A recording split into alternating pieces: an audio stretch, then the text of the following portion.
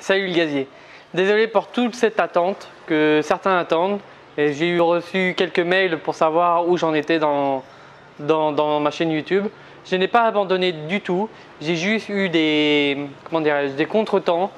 L'une des personnes pour qui je travaillais a eu des gros soucis, donc j'ai dû l'aider dans sa démarche. Aujourd'hui, je recommence dans une nouvelle mission, donc je suis tout disponible.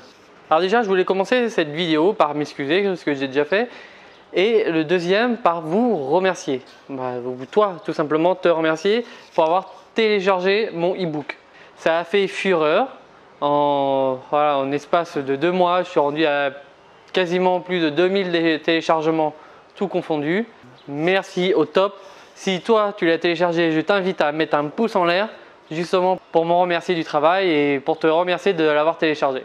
Et pour tous ceux qui ne l'ont pas fait, voilà, il y a le lien juste là dans la description pour le télécharger, c'est gratuit. Suite à ce e-book, à ce livre, j'ai mis en place un sondage pour savoir quels étaient vos besoins, quels étaient vos problèmes et quel était tout ça.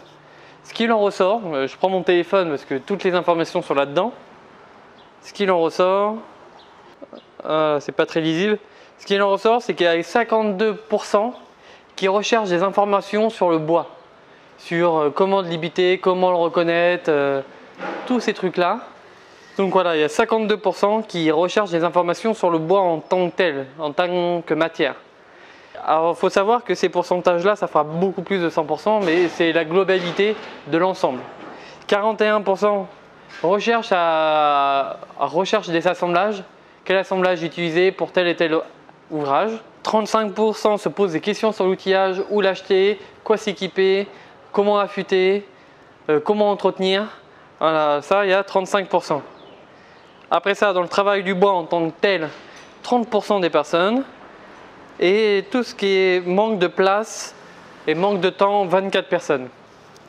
Alors qu'aujourd'hui, j'ai traité ce qui apparemment impacte moins de personnes, mais ce qui est le plus facile pour moi de vous répondre, ou de te répondre, à toi qui te poses la question, c'est que le manque de temps et le manque de place, c'est toi qui te le crées. Si tu as dans un petit appartement de 30 mètres carrés, eh ben, tu peux te dédier, 2 mètres carrés de surface pour travailler un peu le bois. Ça, on va pas dire que c'est le manque de place qui te manque, c'est le manque de motivation que tu as dans le travail du bois, tout simplement. Toute personne, je connais des personnes qui ont des petits appartements, voilà, par exemple un T2, comment il s'appelle, T2 Workshop, vous tapez ça sur internet, le mec il fait ça dans un T2 chez lui, et il a fait pas mal de choses. Donc lui il a trouvé sa place chez lui, et il n'y a vraiment pas de problème. Alors, il s'est fait un établi, il travaille beaucoup à la main, voilà, il n'y a pas de problème, ça lui crée beaucoup de poussière chez lui, ça là c'est pas très grave parce qu'à la fin il nettoie. Donc voilà, le manque de place, c'est toi qui te le crée. Alors je t'invite, je mettrai aussi le lien en description d'aller voir ce qu'il fait. Il a un petit blog qu'il alimente une fois de temps en temps. Vraiment c'est au top, mais tout est fait chez lui dans son T2. Donc c'est T2 Workshop dans la description pour ceux qui veulent. Ensuite, le manque de temps. Eh ben, le manque de temps, ça va avec le manque de place. Si tu veux avoir du temps et de la place, c'est à toi de te le dédier ton temps. Tu as bien le temps de regarder la télé, tu as bien le temps de t'occuper de tes enfants si tu en as, tu as bien le temps d'aller au travail, tu as bien le temps d'aller boire un canon, tu as bien le temps d'aller au restaurant, tu as bien le temps d'aller voir tes amis, tu as bien le temps d'aller voir ta famille, tu as bien le temps de glander, tu as bien le temps de prendre un bain pendant 1 heure. Voilà, tu as bien le temps de faire tout ce que tu veux. Pourquoi tu n'aurais pas le temps d'exercer une passion? Ah, je sais pas. Peut-être que le dimanche, au lieu de te glander chez toi ou de te balader à rien faire, eh ben, tu peux te consacrer 4 heures de ta journée à travailler dans le bois. Par exemple.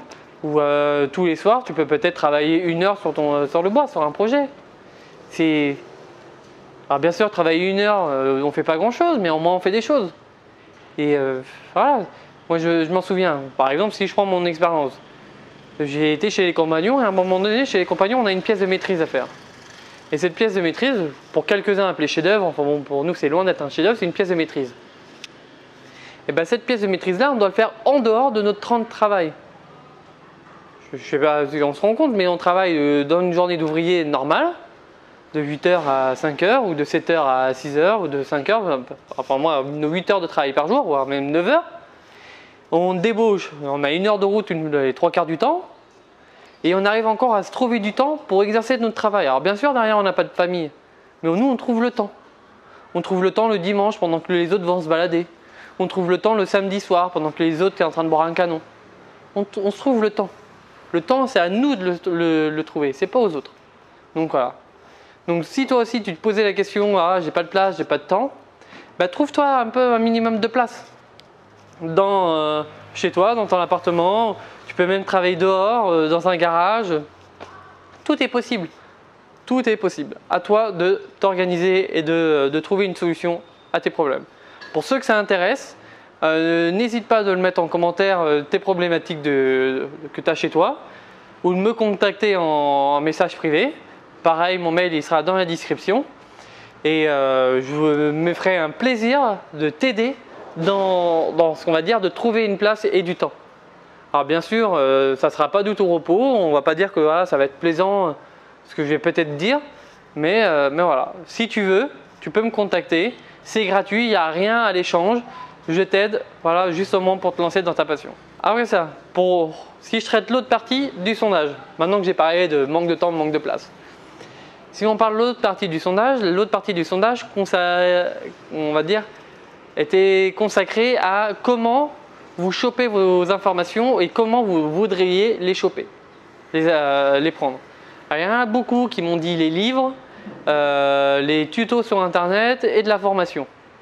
Alors il faut savoir que les trois sont quasiment au même pied d'égalité.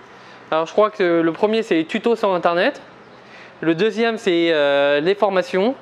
Alors, je crois que là, on est à quasiment 75%. Là, on était pareil à 60%, ouais, c'est ça, 60%. Et là, 55% pour les livres. Donc voilà, donc je répète, 75% pour les tutos sur Internet. 60% pour la formation. Et 55% pour les livres. Voilà, pour les livres explicatifs. Alors encore une fois, je fais une piqûre de rappel pour tous ceux qui veulent se le lancer. Mon livre numérique est facilement téléchargeable, et déjà dans ce petit livre, on va dire, vous avez pas mal de choses, et je vous délivre 8 secrets. En parallèle de ça, j'ai du coup décidé de créer une formation en ligne, numérique. Alors ça en fera jaser plus d'un, ça en fera plaisir à d'autres. Je ne suis pas là pour faire plaisir à tout le monde, je suis là pour essayer de vivre de ma passion. Aujourd'hui je travaille dans un atelier, j'ai du mal à y vivre correctement parce que voilà, j'ai beaucoup de charges fixes et j'exerce une passion. Donc on va dire que je suis ici au Cambodge, j'arrive à me dégager un salaire, on va dire un SMIC français. Voilà, donc je vis relativement bien, mais le coût de la vie est ici un peu cher, ici à la capitale. Bon, on n'est pas là pour vous dire tout ça, je n'ai pas à me justifier. Donc voilà, je sors une formation sur justement le travail du bois. Pas le travail du bois, non. Sur le bois, la matière. Alors le bois, ça va être comment le comprendre, le bois, comment l'acheter et comment le stocker. Alors, ça va être sur 3 modules.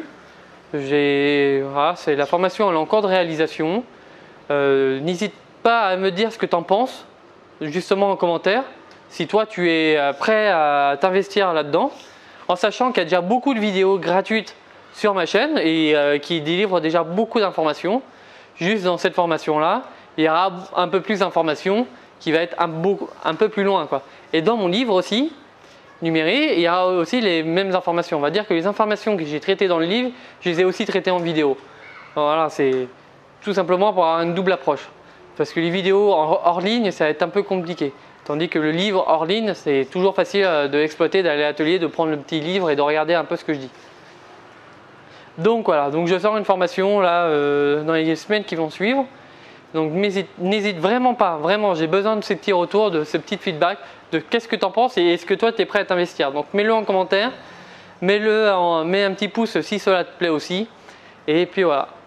Bon voilà, cette courte vidéo, elle est finie. Et puis je te dis à très rapidement parce que j'ai plein de choses à te raconter.